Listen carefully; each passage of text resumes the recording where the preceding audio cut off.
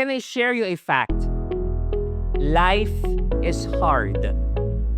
Life is difficult. But here's the thing. Kaya nga kailangan natin ng community. Sa isang community, merong mga tao kang malalapitan. Sa isang community, meron kang mga taong mahihingan mo ng panalangin. That's why I encourage you to join a community. At kung wala ka pang community, allow me to introduce to you the Feast Dagupan. The Feast Dagupan is the weekly prayer meeting of the Light of Jesus family. Ano nga ba ang meron dito?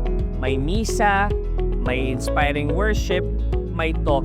Pero alam nyo, bukod pa doon, maraming umaattend dito hindi lang dahil sa mga rason na yon, kundi dito sa Feast Dagupan, natagpuan nila ang tahanan.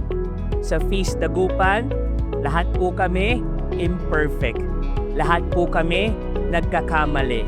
But we try our very best by the grace of God para i-share ang pagmamahal ng Diyos. Alam ko ikaw ngayon nasasaktan ka. Alam ko ngayon nalilito ka. That's why I introduce to you to this community, the Feast Dagupan. Whether you are a young person, whether you are a young adult or young professional, or you are a parent, o kaya naman may asawa ka, the feast is for you. Sa the feast, wala pong judgment. Sa the feast, sabay-sabay tayo maghahawak-hawak ng kamay para pagsilbihan ng Diyos.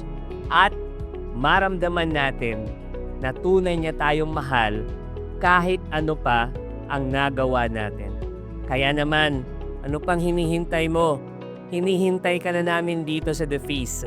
Sana makita ka namin one of these Sundays. Lalong-lalo na ngayong darating na May 24, 2026 kung saan we will celebrate our 9th year anniversary. I want you to be there. I want you to be part of it and experience God's love like never before. Doon mo may experience yung pagmamahal ng Diyos na hindi mo pa na-experience sa mga ibang bagay. Kaya naman, magkita-kita tayo sa Robinsons Pangasinan Movie World Cinema 3, 9 a.m. Dalhin mo ang iyong buong pamilya, dalhin mo ang iyong mga barkada, at sabay-sabay tayong maglalakbay, sabay-sabay nating mararamdaman ang kanyang pagmamahal at ang kanyang pagtanggap. Dito sa The Feast Dagupan, meron kang tahanan.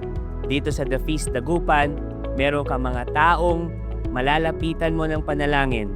Dito sa The Feast Dagupan, welcome ka. Kita-kits!